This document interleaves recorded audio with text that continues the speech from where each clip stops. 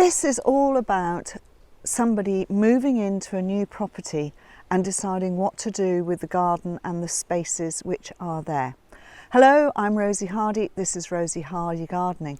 Now, when my friend moved into this place, there were borders, but you could not see anything. For instance, this border here, which is not totally finished yet, had saplings in it which were growing up, which didn't look great. It's got a lot of nettle in it, it had docks, etc. But there were the bits and pieces which are good, which are the rhododendrons, the hosta, and cotoneaster in here, so they are all fine. And so this one, it's fine, it's green. It may not be absolutely clean of plants and everything else, but that doesn't matter because you can live with something like that.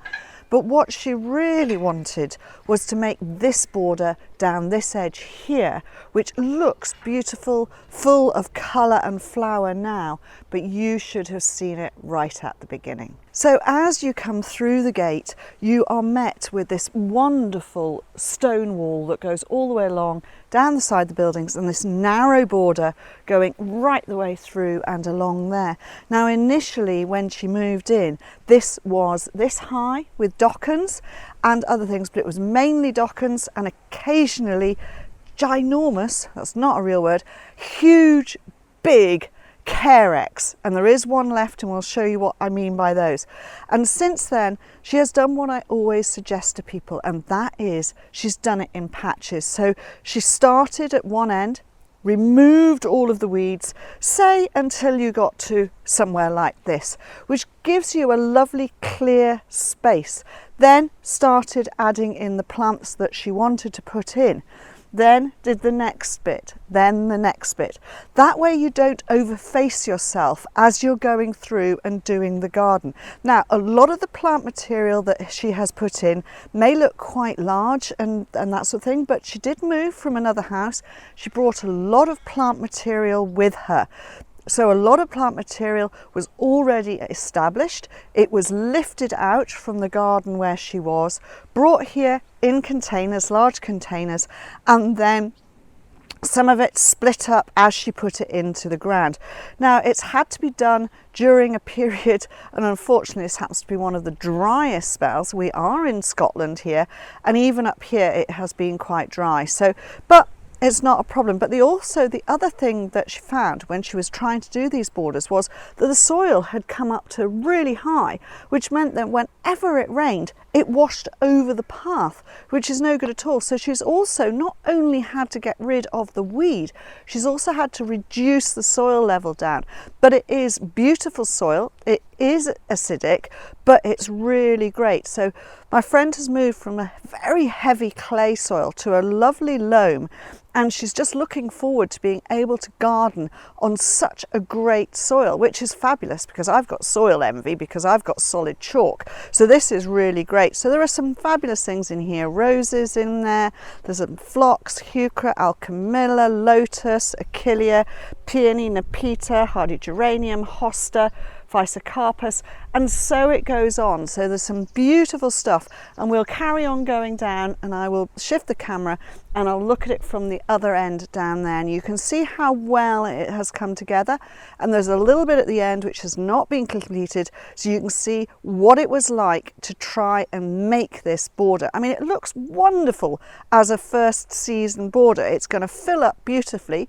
There may be the odd loss, we all know that. So just remember, when you put something in new, there may always be the odd loss. And that's part of gardening. Don't worry about it. You haven't done anything wrong. Find something else, have a look at what has succeeded, and repeat it down the way, because she's got the lovely allium and the alchemillas repeated down the border, and it makes your eye travel down and see all of that. She's got lovely dark purple leaf repeated down the border, and again, you know, it's a narrow space. It's just under a metre wide. Probably not even a metre wide, so that's not a wide border at all, but you can get plenty of plant material in here. You can have plenty of interest through the seasons. This area here just shows you what she's actually had to deal with. So you've got the fact that there is so much extra soil. In the back there is a bramble, and it's coming out of the wall as well as coming out of the ground. So that's got to be lifted. This is a sapling of a sycamore, which is not required and is in the wrong place, and it will disturb the wall as well. So this has all got to be cleared. And then every now and again, there were these huge Carex. This is Carex pendula. It is a real pain and a pest because when it does come out into flower, it seeds itself all over the place, and you've just got to get them out. So you've just got to lift them out, but once you lifted them out, they don't come back. So that's the beauty of being able to do that.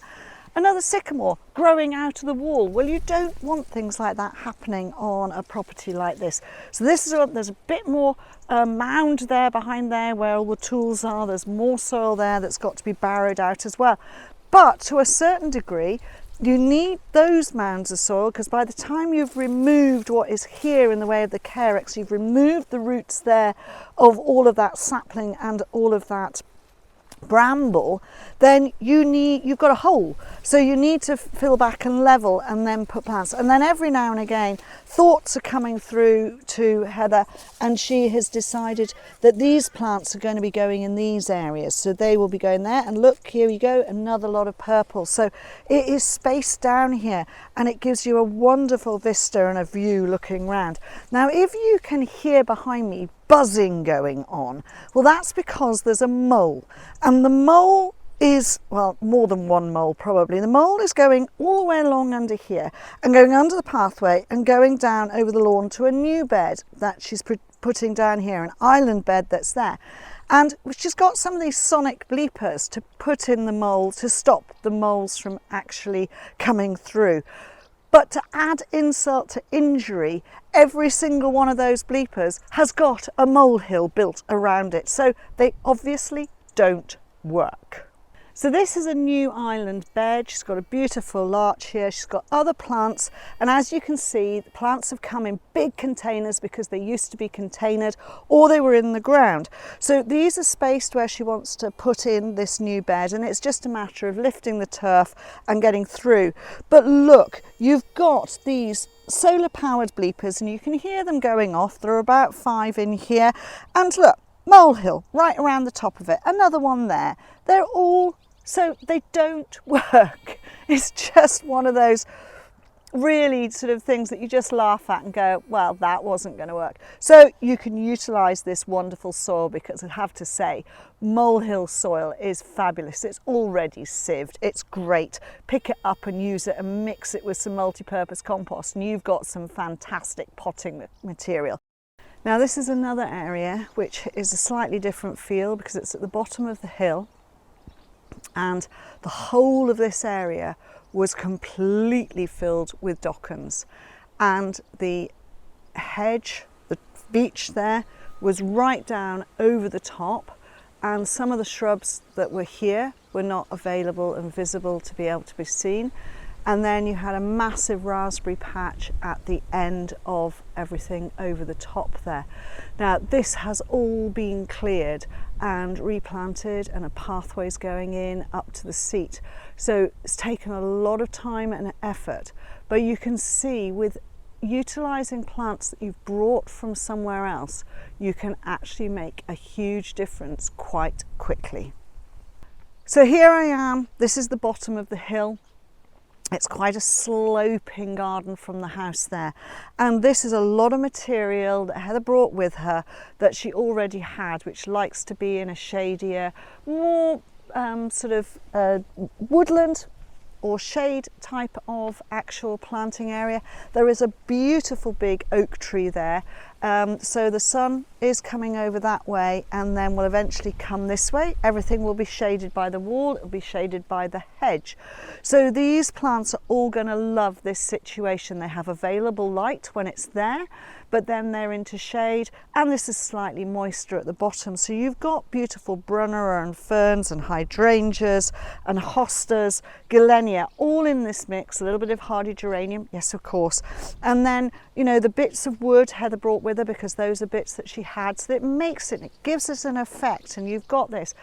before she cut back this beech, because the beech was hanging right the way down over here, you couldn't see this border, and she didn't know there was a camellia in here or an osmanthus, so the branches had been cut back a little bit there, and then further round into the border as well.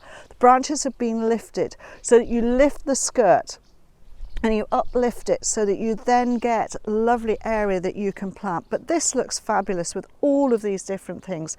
Yes, it's a lot of green and it's leaf shape, but that is beautiful in itself, and that is what you get with shady borders. You'll get the occasional flowering bits, but then you utilize the shapes. There's Roscoa in there, the beautiful Brunner, as I say, lots of different ferns going right the way through, and the Galenia, which loves it in this sort of condition. And going up through, continuing that, there might be a little bit of digitalis, and there's a little bit of Francoa, and then we get into azaleas and other plants. So this has all been done in the last 6 months, actually probably less than that. And you know, that's a huge task to be able to do. So Heather's had this time, she's actually cleared it all out. You are starting to see dock seedlings coming through, but they will be easy to remove. The big roots and everything else have gone, they're not going to come back from that. It's just going to be the seed. So now we've got beautiful patches of primula, heuchera, the lovely low purple azaleas, and then the rhodies at the back there, instantly putting in these lovely decent sized plants, which were in containers where she grew them before because she was in a slightly alkaline area. These look really great. Now this seat looks as though it's a little bit abandoned here and the thing, but there are some slabs coming, and there is going to be a beautiful Yorkstone pathway coming up to this, so that you can sit here, have a coffee in the morning, or in the evening sit here with a drink. So, and you have your beautiful Acer palmatum, you've got tiarellas in there, more ferns, this lovely cercis at the back here, and there are other things that are going to happen. The grass pathway is going to stay there, so that you're going into the back. There'll be more planting going on through there.